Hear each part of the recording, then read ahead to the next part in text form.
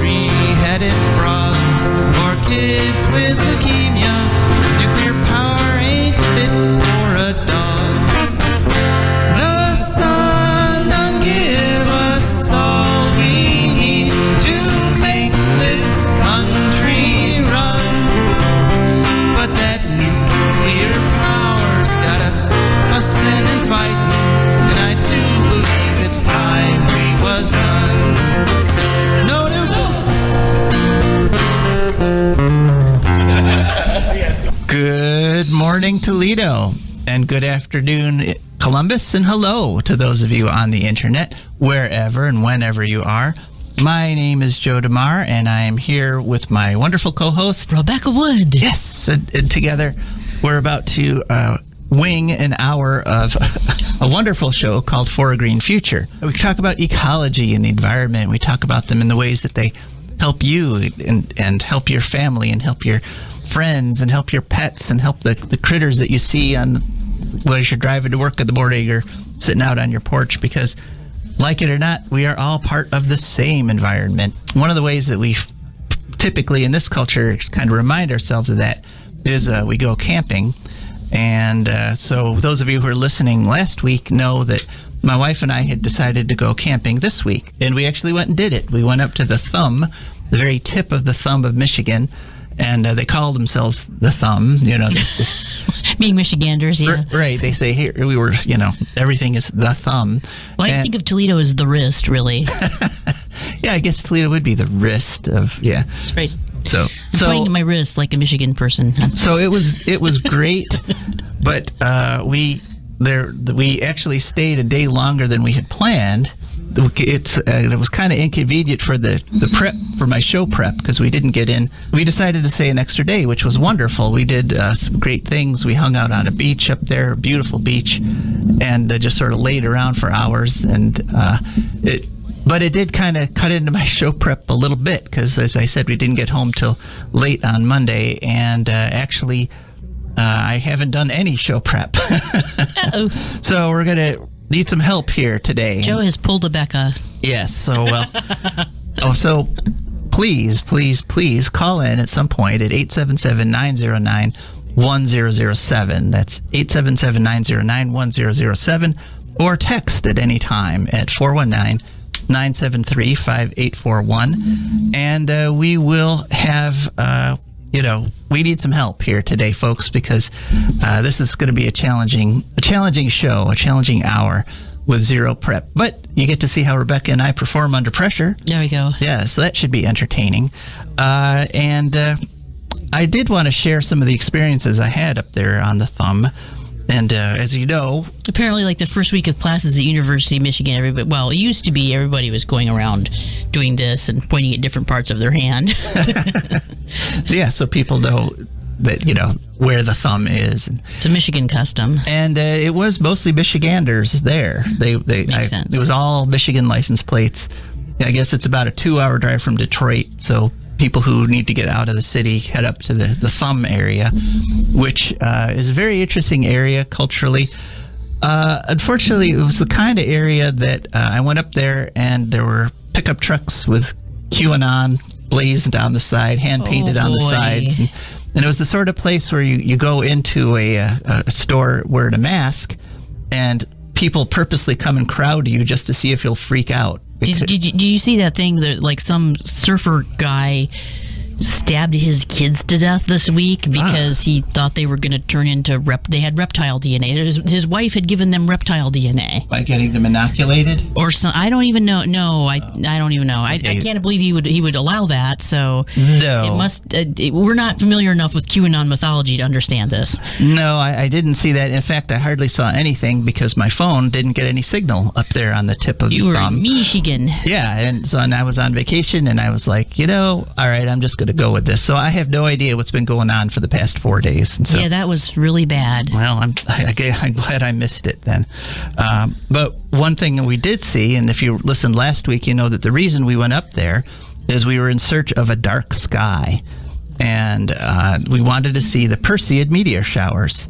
And as we know, well, last week we had a little bit of a discussion, but we kind of resolved that. So Rebecca, what are the Perseids? They are, in fact, they represent in Greek mythology the descendants of Perseus. Aha, okay. He's the one who went to Crete and killed the Minotaur, I think. I think you're right. Yeah. Yeah. And so, like... No, that's Theseus. Oh, I'm you're right, wrong. that's Theseus. Oh, shoot. What did Perseus do? He killed monsters or something, right? Was he involved in the Trojan War, I think? Probably. Yeah, Almost everybody everyone was, yeah. Well, anyway, but Hercules was one of those descendants of Perseus. Right. So, yeah. all right. So that's why they're called the Perseids, because they represent the descendants of Perseus. But it was a beautiful experience. We did, in fact, have some dark sky nights. It was cloudy some nights, but last night, actually, I was able to get out on the beach there on Lake Huron. It was actually the first time Carol and I had ever seen Lake Huron, which was beautiful and a wonderful sandy beach. It was amazing. And so I was laying out there on the beach and I was watching, and I did see some really big, beautiful meteors go all the way across the sky, and they were green for the most part. That's kind of cool when you see those green meteors. And what makes meteors green? The copper. Oh, okay. Yeah, as they're hitting the atmosphere and they burn up, it's copper. So some of it has copper in it, so they turn green. And one of the coolest ones I saw was, I saw a couple of big ones that went like a third of the way across the sky. That was cool.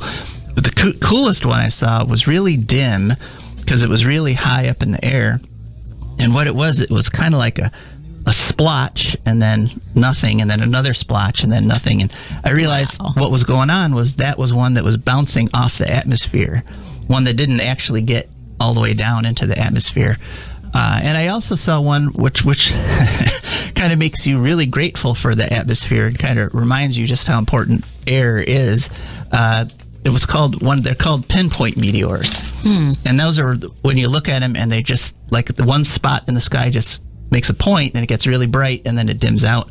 And what that is, that's a meteor that's headed directly towards you. Oh. Yeah, so if there were no atmosphere, it would just keep coming and, you'd be in trouble. Less beautiful and peaceful and calming now. So, but of course, most meteors burn up in the atmosphere. Thank goodness for the atmosphere. And so it's not really a problem. Some other quick observations I made, and if anybody else has some observations or experiences they've had up in Michigan, maybe with dark skies, please give us a call at 877-909-1007. Like I said, there were QAnon there, and there were pickup trucks, and I went to a grocery store at one point to buy some ice, and I said, "Oh, are there any places I could plug my electric car in here?" And she was like, "No." Electric cars. And so coming back, I did want to tell this story. Some guys in a souped up pickup truck, and I know it was souped up because they did the revving of the engine thing that makes the extra loud noise, so you know that, hey, we've modified this thing, so it goes really fast. Tried to pass me on a big, long stretch of highway. I was already going like 5 miles over the speed limit. I'll admit that. But then I may or may not have actually hit triple digits in keeping them from passing me. And it was kind of fun because, you could just tell. They were like, "What's going on? I don't understand this. It's a tiny little car. Go faster. Hit the accelerator." And I just, they were going all out. And I was just there in my van cruising along. And, my engine was hardly even turning over because I still had about 30% battery. And suffice it to say, he did not pass me, even though he tried literally as hard as he could. Wow. So, but the dark sky, one thing, though, about the dark sky is there were hundreds of people at this campsite, which was great. It's called the Port Crescent campsite.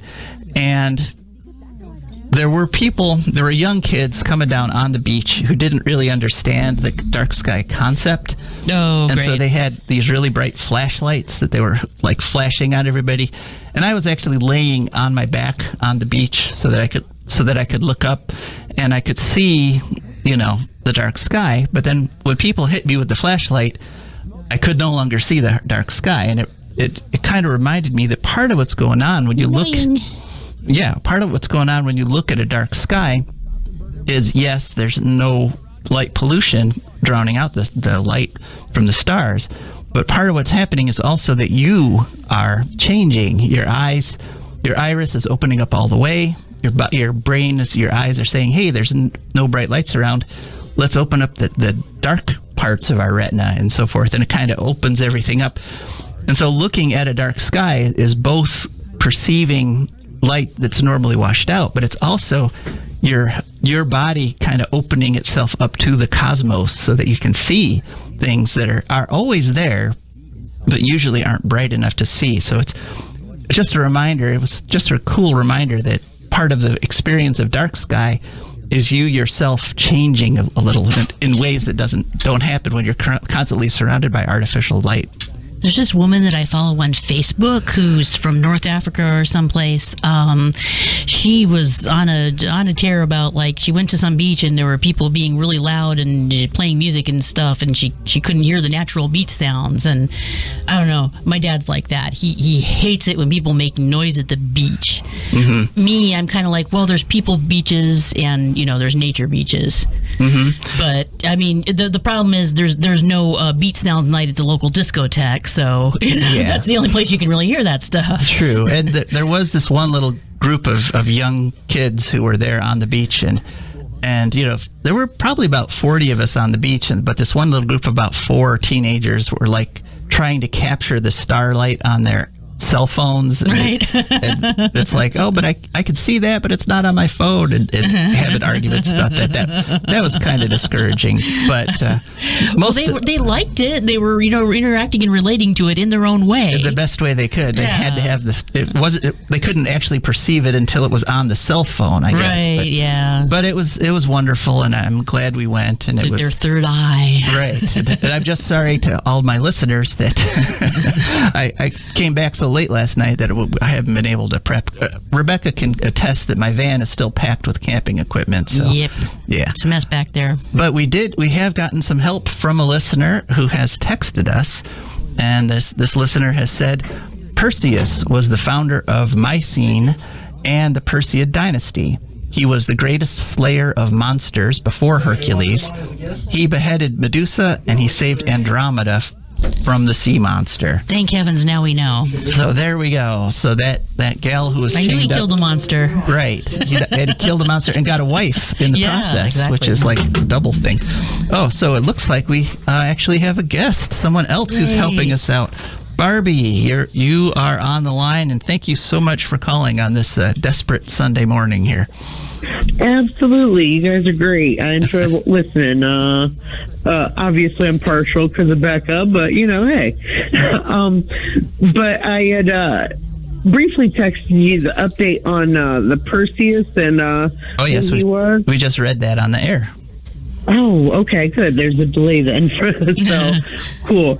I also wanted to talk to you about the beaches because of Becca mentioning quiet people beaches and not so much. But I had lived in Panama City, Florida, which is just across the bridge from Panama City Beach. But I was out in the bayou. But I would enjoy going out to the beach there, even though it's a people beach, in the evenings after it was dark. And you'd see other people there, but everybody was pretty quiet and respectful of each other. And when the tide would rush up and then it would go back, if you walked or ran through the sand in the wet part there was certain bacteria that would light up your steps, and it was really magical. But people would stay quiet so you could really appreciate it. Wow. And I can't count how many times I went out there just to watch glowing footprints. Oh, that sounds cool. Yeah. Makes me kind of want to go there. I actually have not had any desire to visit Florida, but now I'm thinking, it might be a good trip. Well, thanks. Yeah, Panama City got pretty wrecked with Hurricane Michael, but they are recovering because that's the Category 5 that hit them not long ago. Oh, right. A couple years ago. Yeah. But yeah, I still speak to my friends down there, and they say it's recovering beautifully. And yeah, I want to go back down and just see my bacteria again. I definitely recommend it. All right, your cool. little friends. Well, thanks so much. Thank you, Barbie, for calling Absolutely. in. I appreciate that. I think my favorite urban people, well, it was both. It was a people beach and a nature beach by turns, was Edgewater Park when I lived in Cleveland, because it's right at the confluence of this big low-income inner-city neighborhood, mostly minorities, and then there's sort of the yuppie district, and then there's sort of the traditional gay district of Cleveland that are all come together. So, you know, you had black people having family reunions, you had the Hispanic kids playing volleyball, you know, you had the people actually beaching, and then you'd see some drag queens playing frisbee, and you know, a couple of just yuppies walking around. It was the best for people watching. And then sometimes they'd all go away, and you could just look out at the lake and pretend you owned it. Yeah, nice. I think those of us who live around here, sometimes we forget how, you know, lucky we are to live on an inland sea, because that's what the Great Lakes really are. They're so large. They're really like little oceans. But all right, well, we do have an interview today. Yay. Oddly enough, that recorded interview is with me, because those of you who listen to the show know that we've been fighting down in Bowling Green. The Municipal Utility Board has decided to penalize rooftop solar. It's a microcosm. Yep. And this past Monday, there was a Municipal Utility Board meeting, and we have been gathering petition signatures of people from Bowling Green who oppose the solar power penalty. So I came and turned in those petitions to the Municipal Utility Board, gave what I think is a really stirring speech, which you're about to hear. Now, the first few minutes of that speech got cut off because the person I had recording it wasn't able to get there right at the start of the meeting. But I had a killer introduction, literally, because I was talking about what happened in Lytton, British Columbia, with the record temperatures and then the city burning down, and the 500 or so people that died in British Columbia during the last heat wave. And I also got in the statistic, which I've been meaning to get in here, that 42% of all Ohio's electricity needs could be met with rooftop solar. That's according to the National Renewable Energy Laboratory. And so we shouldn't be discouraging it.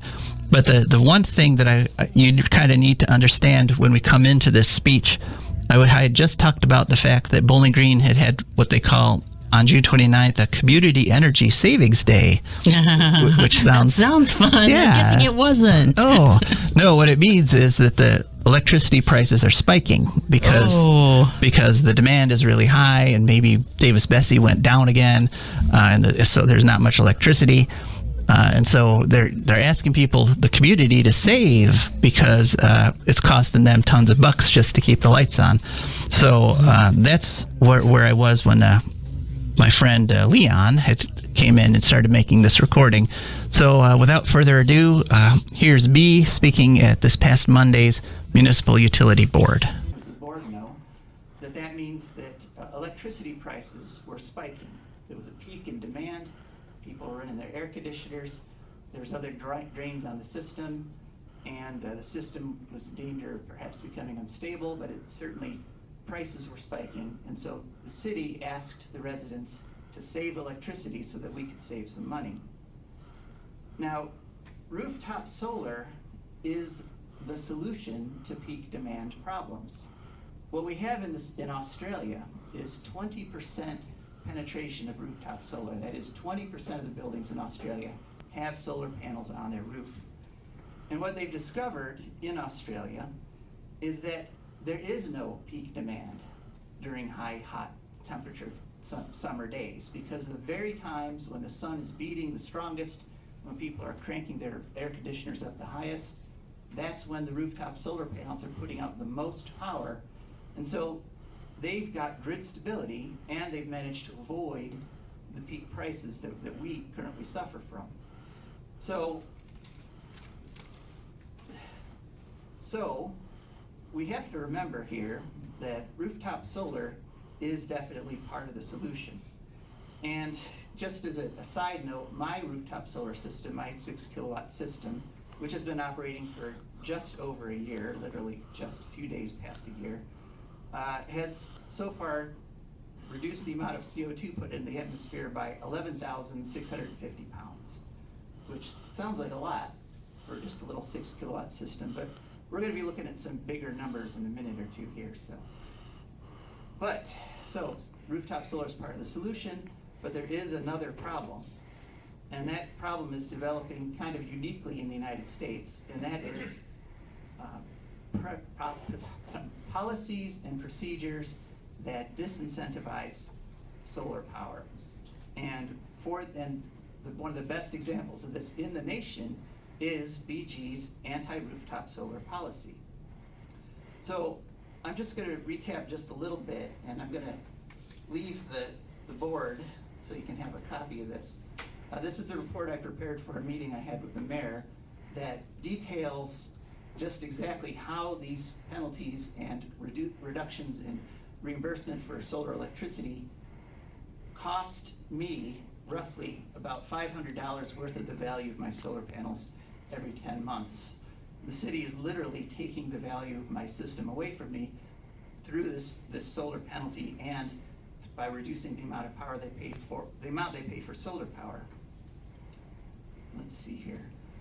So, but just to recap quickly, we have a $4 per month per installed kilowatt penalty on solar panels.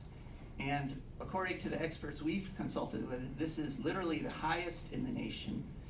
And the justification for this has simply been unavoidable costs, but the city has yet to tell us what those unavoidable costs are or how much they are. And as I said, the experts we've consulted with, both from Michigan Technical University and Ohio State, have said there's no way a rooftop solar system could be costing the city of Bowling Green anything like $4 per installed kilowatt.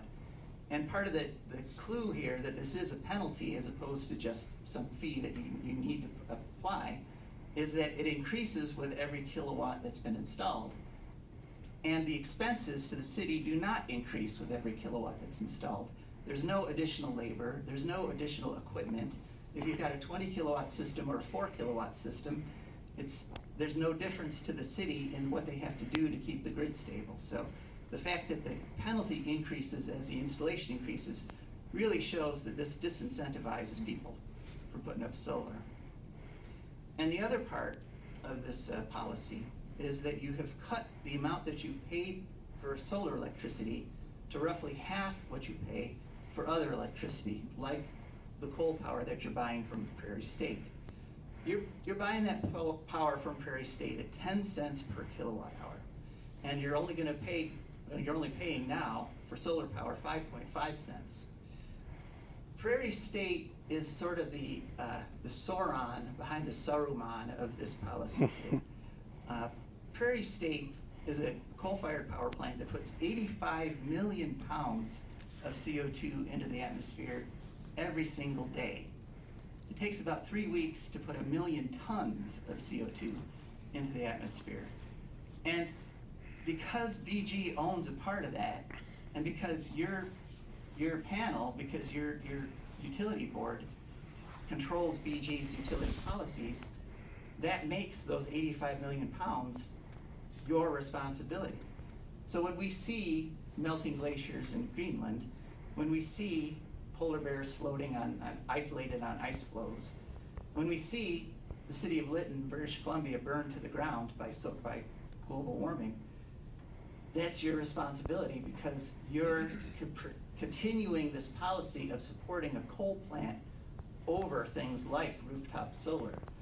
And before you say, well, no, that's not what we're doing, I'm sorry, if you look at this from the outside, if you're paying 5.5 cents per kilowatt hour for solar power, and you're paying 10 cents per kilowatt hour for coal power, you're preferring coal power. You're giving coal power an advantage over solar power. You've chosen coal over the sun. But I do want to tell you, and I have for you, this is an abstract from a study by the Rocky Mountain Institute called Transition Opportunities for Prairie State Energy Campus. And it's a 22-page report that Rocky Mountain Institute did. It was published in February of this year.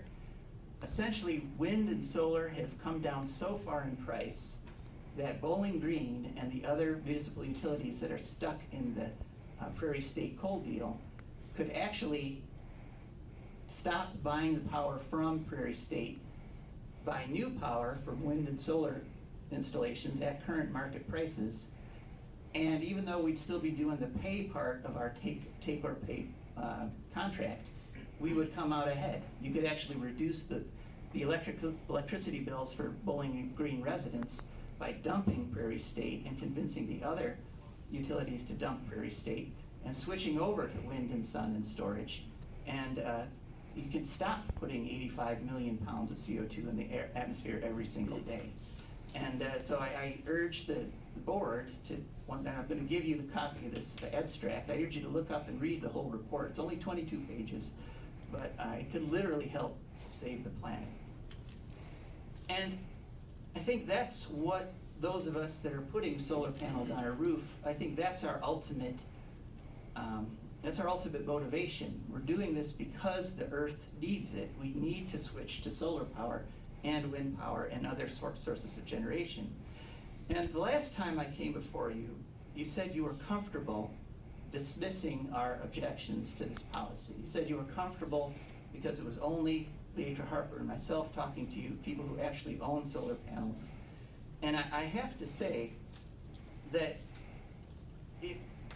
this is not something you should feel comfortable about. And I'm back now, and this time I brought 400 friends with me.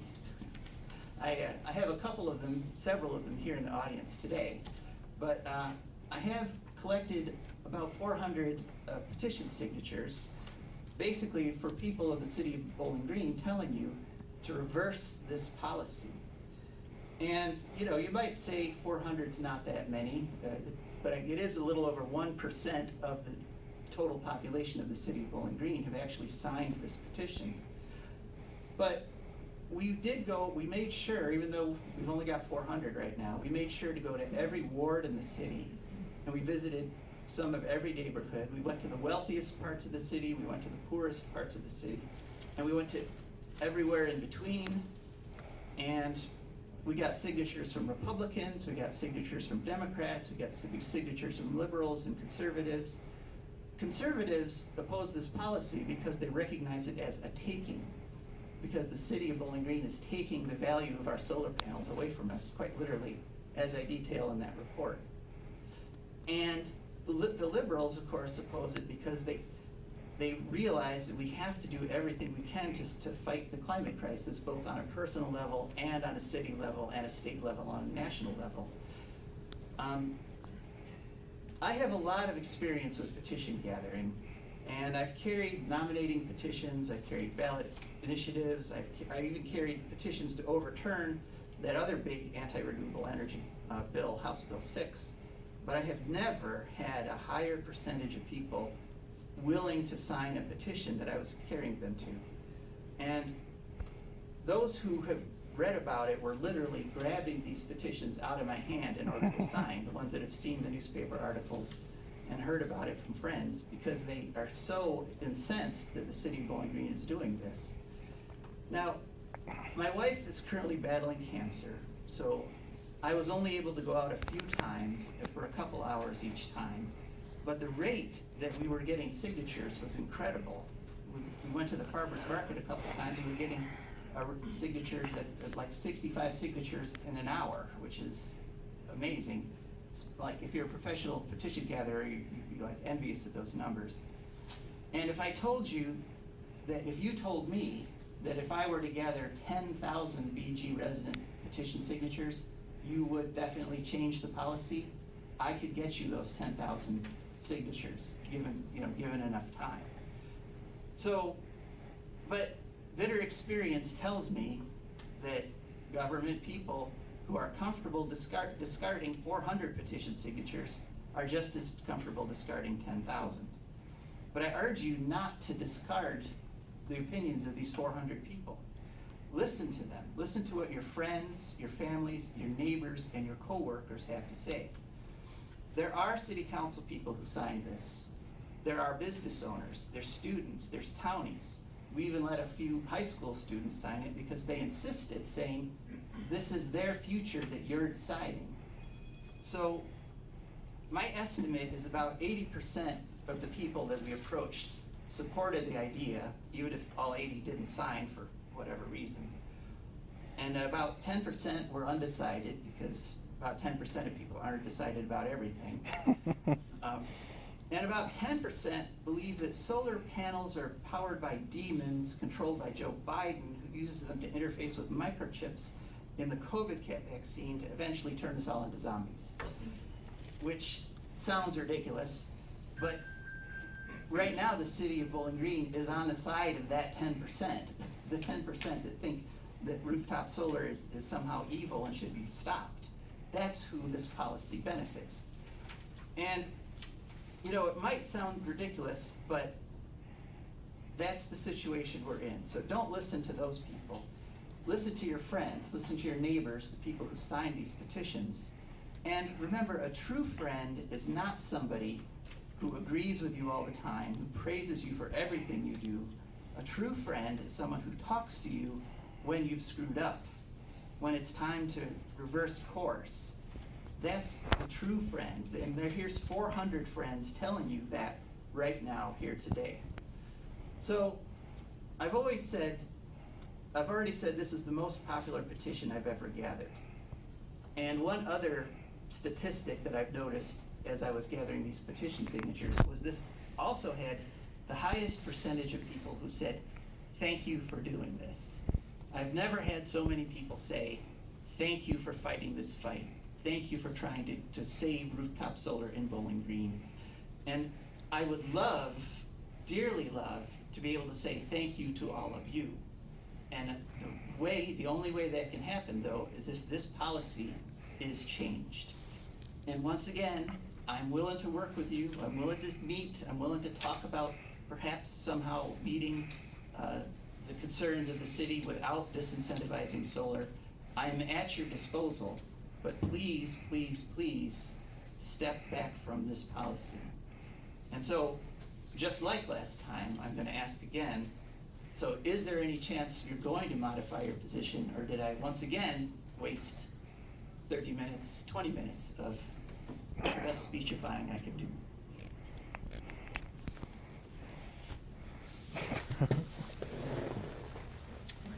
Joe, I think the conversation is up for discussion. I do feel that there's plenty of information that is not necessarily factual, that you're maybe sharing with your 400 friends there, or I take even offense of that. the other 600 folks that are, that you maybe spoke to. You were saying about 80% of people were excited for this information. I think there's more to that. Another thing I just have a question on is, you mentioned a few times the return of cost, the reimbursement, the value. I don't know that this program was ever intended to incentivize solar rooftop, and I think that may be the conversation. Well, let me read you the exact wording of this petition that I had people sign. And so, there's no question of fact here. Sure. This is what people signed. They said, "We, the undersigned, believe that people in Bowling Green Municipal Utility Service Area should be encouraged to install rooftop solar power. Therefore, we call upon the Municipal Utilities Board, Bowling Green City Council, and the mayor to, 1, eliminate the $4 per installed kilowatt monthly rooftop solar penalty. 2, restore payment for rooftop solar electricity to the same annual average wholesale rate the utility pays for other electricity. And 3, establish policies that encourage more people to install rooftop solar power." And I agree, Joe, the word there is encourage, not incentivize. That's my only point. Okay.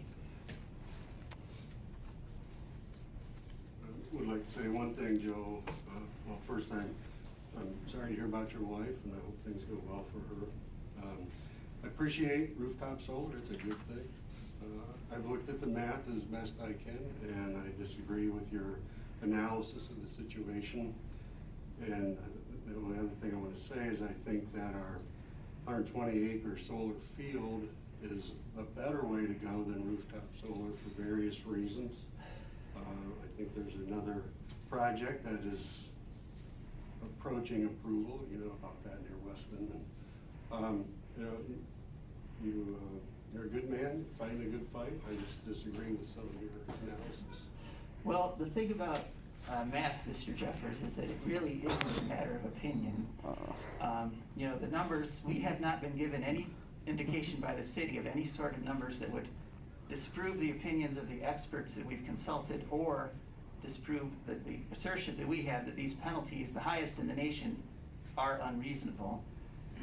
One of the other things that people were shocked to learn as we were collecting petition signatures was that the city of Bowling Green only gets 2% of its power from that wonderful solar field and only gets 3% of its power from BG's wind turbines and gets 60% of its power from the coal plant in Prairie State, or in Illinois. So, with all due respect, sir, that's not going to slow down the melting of the glaciers or the fires out west or the destruction of cropland here in central Ohio. This is literally not good enough. 2% solar is not good enough for the city of Bowling Green. And so those of us who put up panels, and I ran into many people who said they want to put panels on their house. We're ready to step in and help. We're ready to put our own money on the line, make our own investment, but most of us can't afford to do it if we're guaranteed a loss, which is what the city of Bowling Green, right now, this is what your policy does, is it guarantees us a loss. So, once again, I'm at your service, willing to work with you. We could come to an agreement, but the current situation is unacceptable. Thank you, Joe. Thank you. All right, so that was my presentation before the BG board on Monday. So one immediately thinks, why could both not be? Why does there have to be a either or? You mean on the solar field versus having solar panels? That makes no sense whatsoever. No, it doesn't. But also that was the voice of, you're talking about Bruce Jeffers there. He's the one who said, who disagreed with the math, and as I said, math is not a matter of opinion. I think he did his own research. What do you think, Joe? I think he created his own. He created his own reality, right? He rejected our reality and inserted his own. Bruce Jeffers is a recent appointee to the Municipal Utility Board.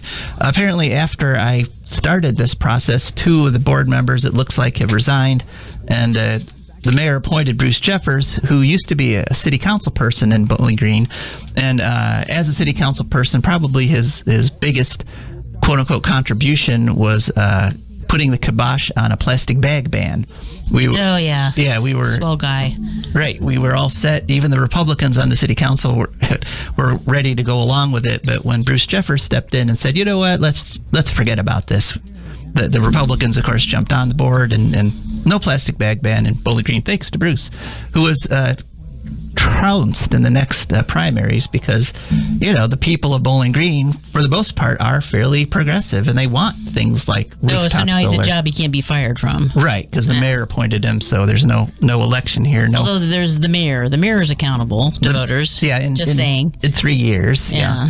But the other person who spoke there from the council is a fellow named Trevor Jesse, and I want to talk a little bit about him because he used to be a Green, actually, once upon a time, and I think he's suffering from what I call the Kyrsten Sinema syndrome, which is once a Green has been turned to the dark side, they become like the most rabid of the dark side people. Yeah. The ones who that point that he made, that our petition said encourage and not incentivize, that is one of the most ridiculous distinctions I've ever heard in a public forum, because obviously the people of Bowling Green meant that the utility board should encourage rooftop solar with whatever tools they have available. He's thinking that they went to all the trouble to sign the petition so that the council should tell you, way to go with the solar. That's what I'm thinking. I was thinking, what could he possibly have meant by that? encourage but not incentivize. And I realized he probably means like sending a thank you card, giving you a little sticker to put on your front door saying, I'm a solar panel household, or, Which he should, since you're now paying you're paying the utilities to give them money, to give them energy. That's true. Yeah, right, exactly. I'm paying them to take my energy. I think you deserve an ever-loving fruit basket, Joe. Yeah, a fruit basket on the anniversary of when the panels were turned on every year. I should get something. Right now we're getting nothing except getting dissed. Basically he called me a liar in that. He said I was saying that was charming, untrue things and getting these people to sign this petition. No, I was not lying to anybody when I was getting petition signatures, and thank you, Trevor Jesse, for suggesting that I was. But as I said, very respectful of his constituents, don't you think?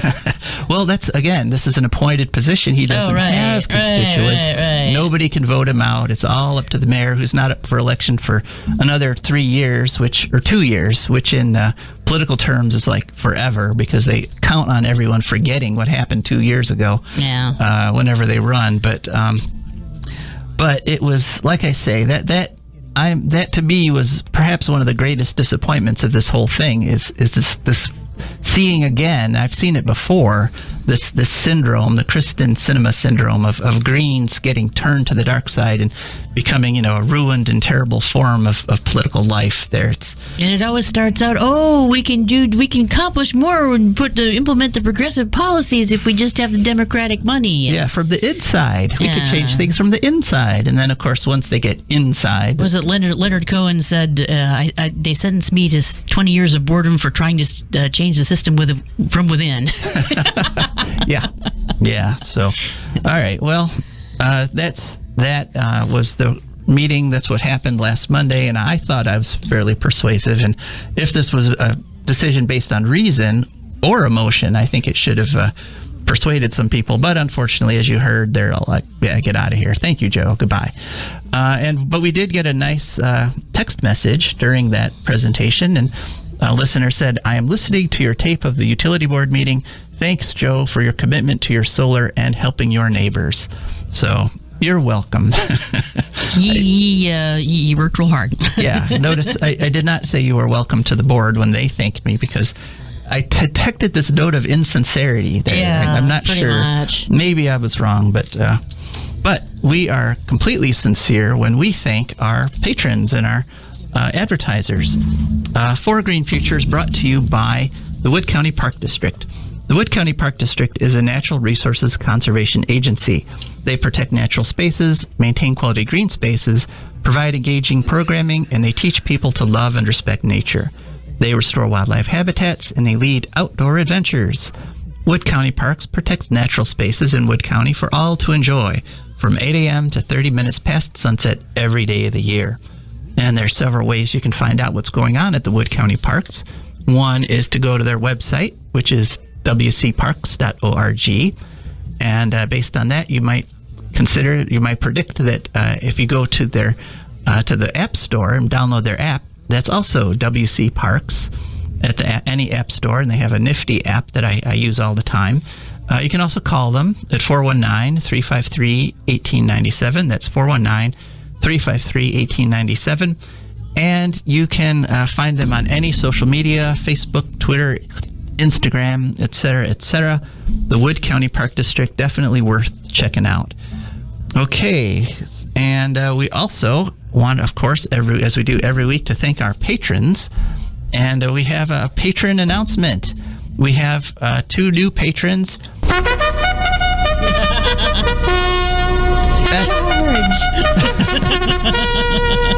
Beth George, thank you so much for joining the elite, wonderful, fantastic people who are patrons of For a Green Future.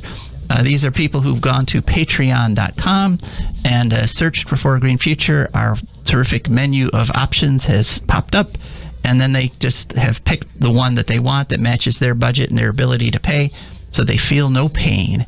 Although, you can give till you hurt. I mean, I'm not going to stop anybody who wants to. And keep giving till it feels good. Right, yeah. So, those are people who went to patreon.com, and thank you very much.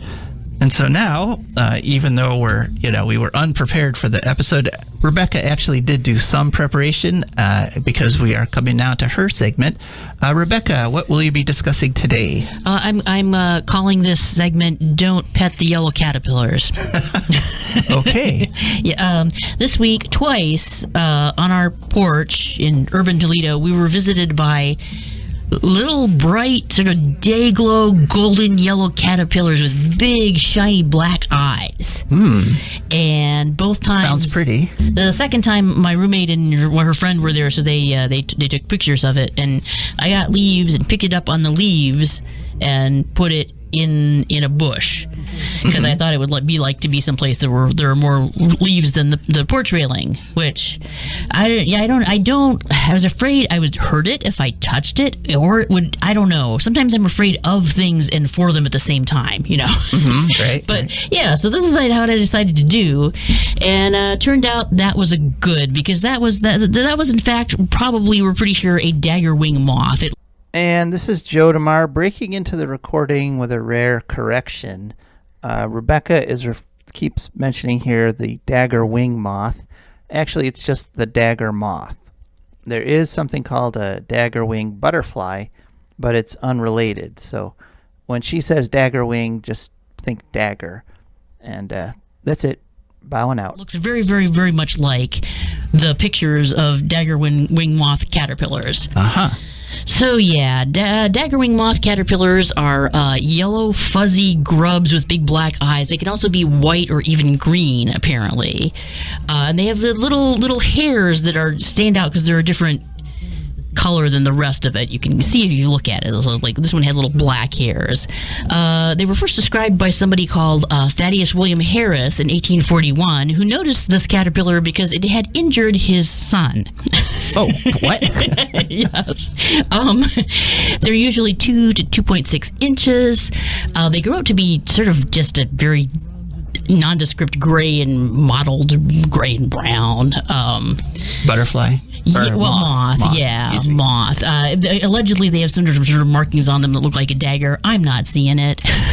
Okay. But, I'm not good at that kind of thing. So it's actually in Acronida americana. There are 3 subspecies.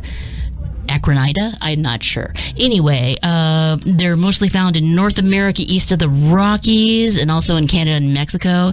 And they pop up sometimes on the West Coast, but the big areas east of the Rockies.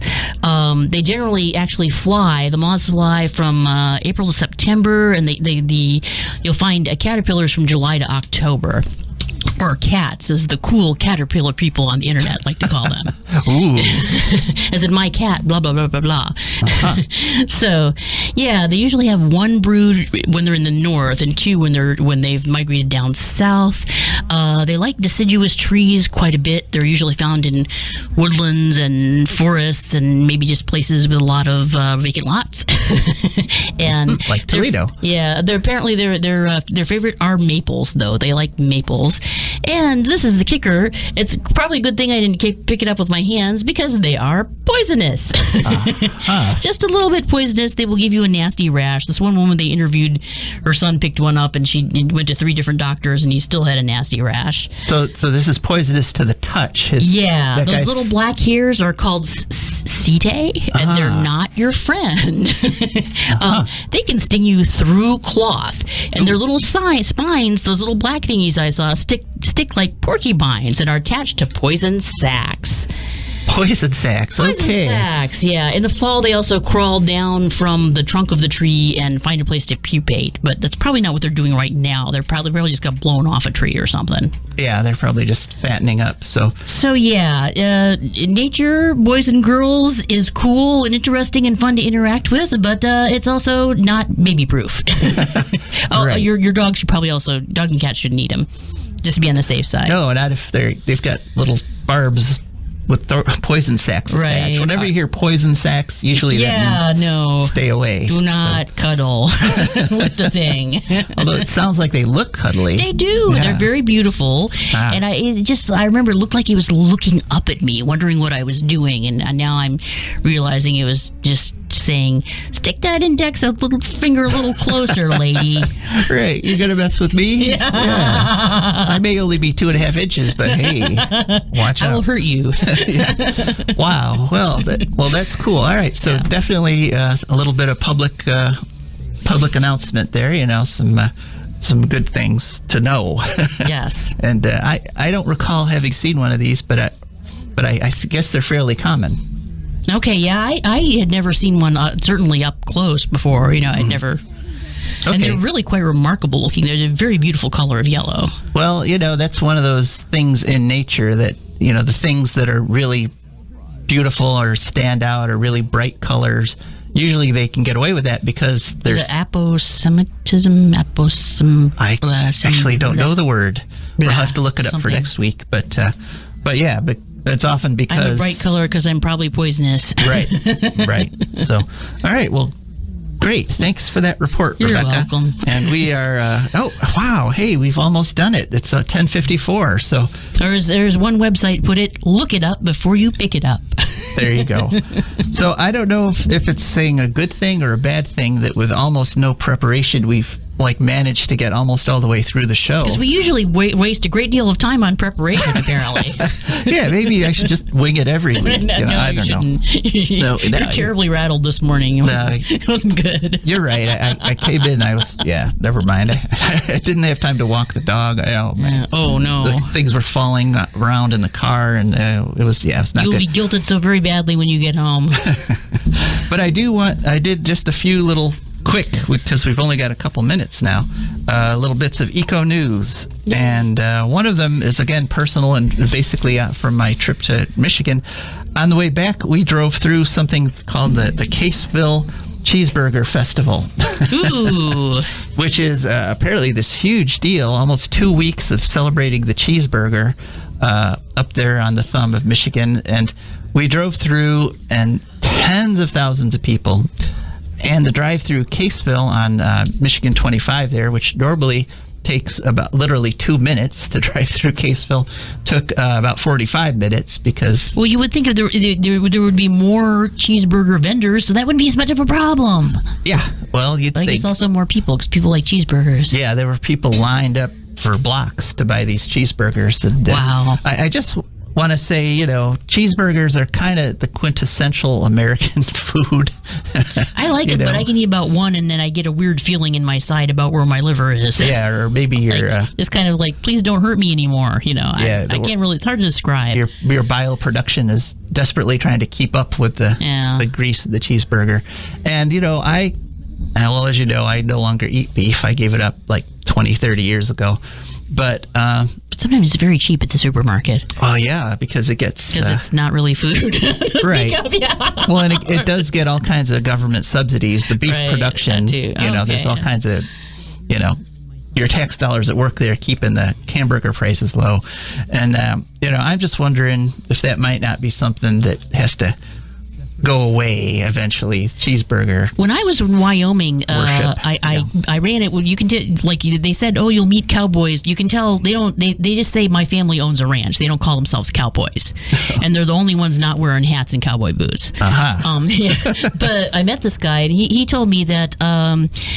Mostly the ranching has been actual ranching of cattle in the West has been sort of it's been sort of spared being consolidated into big corporations to some degree because it takes 5 years to make a profit after you buy a cattle ranch, apparently. Yeah, oh yeah. And they don't want to wait that long. Yeah, because, So there's a lot more small family ranches than there would be under the normal course of things.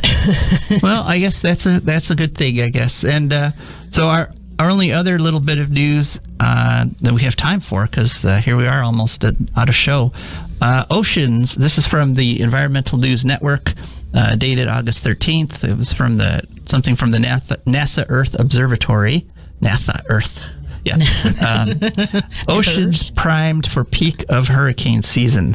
So they've got a thermal image of the Atlantic Ocean, the Gulf of Mexico, and they're primed and loaded. Yep, and one of those surface temperature things going from cool to warm, with warm being red. It's red out there, folks. Oopsie doodle. The Atlantic Ocean is like this bright orange. And the quote is, sea surface temperatures are a fair predictor of the readiness of the ocean to fuel and sustain storms. And the ocean is ready. So the question is, are we? And so far, I'm thinking as a we're not. I think, we're not there yet. There has been progress, and we'd like to report on that progress every week. But we're a long way from saving the Earth, folks, and we got to get all the way. We can't, get halfway to saving the Earth, because we'll still lose it. So do what you can, and hang in there, and, don't be intimidated by pickup trucks that try to pass you, because what we need here is more electric cars, more people putting solar panels on their roofs, and using less electricity. And we can do this, folks. That's one of our big points with For a Green Future, is there will be a green future. We'll make the right decisions, and that's it. Thank you. This is Joe DeMare and Rebecca Wood, and we are signing off. The sun